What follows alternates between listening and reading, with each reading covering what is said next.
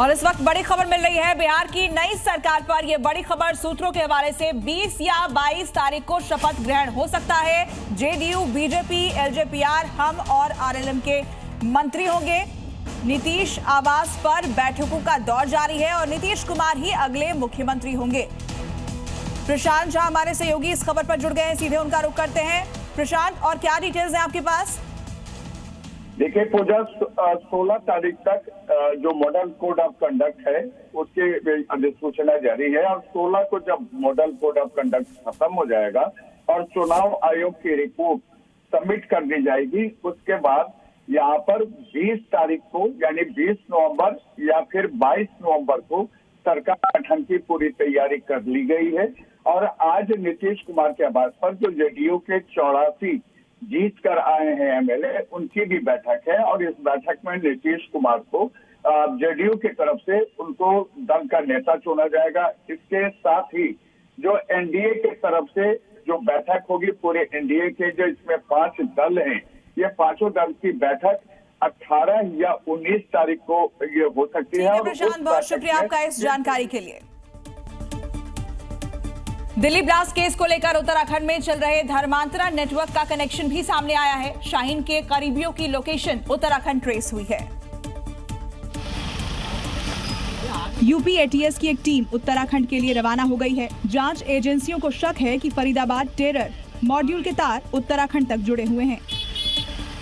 सूत्रों के मुताबिक डॉक्टर शाहीन के मोबाइल की जांच में इसका खुलासा हुआ है। शाहीन मैसेजिंग ऐप सिग्नल और थ्रीमा के जरिए बात करती थी। शाहीन जिन लोगों के संपर्क में थी उनमें से कुछ उत्तराखंड के हैं। जांच एजेंसियों को शक है कि शाहीन का धर्मांतरण नेटवर्क से भी कनेक्शन हो सकता है, जिसका पता लगाने के लिए एटीएस की टीम रवाना हो गई है। डॉक्टर शाहीन जिन लोगों से लगातार टच में थी उनमें से कुछ लोग उत्तराखंड में ट्रेस हुए हैं। आपको बता दें तो सहारनपुर की बॉर्डर उत्तराखंड से लगता है और डॉक्टर आदिल खान सहारनपुर से पकड़ा गया है। ऐसे में ये माना जा रहा है कि इनके नेटवर्क के कुछ लोग उत्तराखंड में भी रह रहे हैं, जो कि एक स्लीपिंग मॉड्यूल की तरह काम कर रहे थे।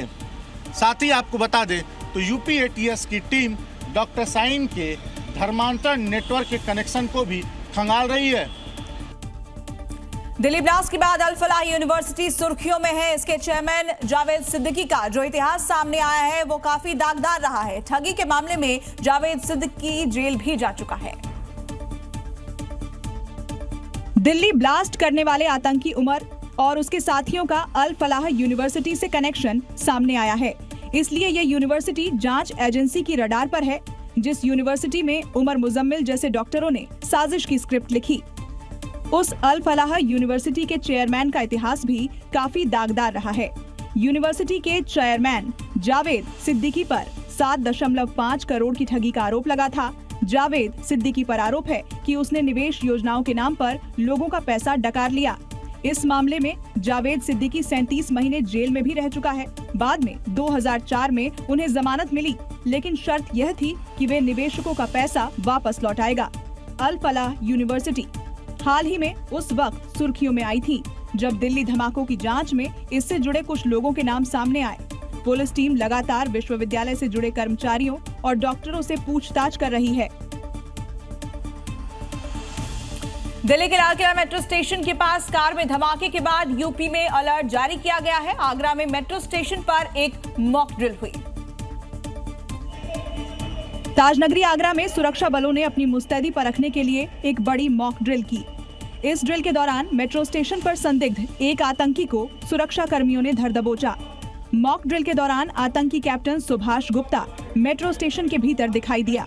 इस दौरान आतंकी के मंसूबों को नाकाम करते हुए सुरक्षा कर्मियों ने संदिग्ध को किया गिरफ्तार। सर्च ऑपरेशन में आतंकवादी के पास से एक्सप्लोसिव बेल्ट और ट्रिगर यूनिट और तार बरामद किया गया। इस ड्रिल में 33 SSF कर्मी थे। कुछ ही देर के अंदर यहां संदिग्ध को धर लिया गया। दिल्ली में लाल किला के पास हुए धमाके के बाद एनएसजी हाई अलर्ट पर है। वाराणसी के रविदास घाट पर आतंकियों से निपटने के लिए मॉक ड्रिल किया गया। मॉक ड्रिल के दौरान एक क्रूज जहाज को हाईजैक की डमी बनाया गया। सूचना मिलते ही NSGRATS के कमांडो सेना के हेलीकॉप्टर से क्रूज पर उतरे और इसके साथ ही आतंकियों को खत्म करने की प्रैक्टिस शुरू हुई। ऐसी प्रैक्टिस का मकसद सुरक्षा बलों का आपसी तालमेल और क्विक रिस्पांस कैपेसिटी में बढ़ोतरी होती है। वाराणसी में गंगा घाटों से लेकर पूरे शहर में सुरक्षा व्यवस्था और सतर्कता बढ़ा दी गई है। और खबरों में आगे बढ़ते हैं। श्रीनगर के नौगाम पुलिस स्टेशन में हुए धमाके का कारण गृह मंत्रालय ने बताया है। मंत्रालय के अनुसार स्टेशन में रखे विस्फोटक के कारण यह घटना हुई। श्रीनगर के नौगांव पुलिस स्टेशन में बीती रात धमाके के बाद कोहराम मच गया। ये विस्फोटक फरीदाबाद से जब्त किया गया था, जिनका इस्तेमाल जांच के लिए होना था। पुलिस स्टेशन में हुए विस्फोट पर गृह मंत्रालय ने बयान जारी किया है। दुर्घटना के कारणों की जांच की जा रही है। बरामद रासायनिक विस्फोटों के नमूने को आगे फॉरेंसिक और रासायनिक परीक्षण के लिए भेजा जा रहा था।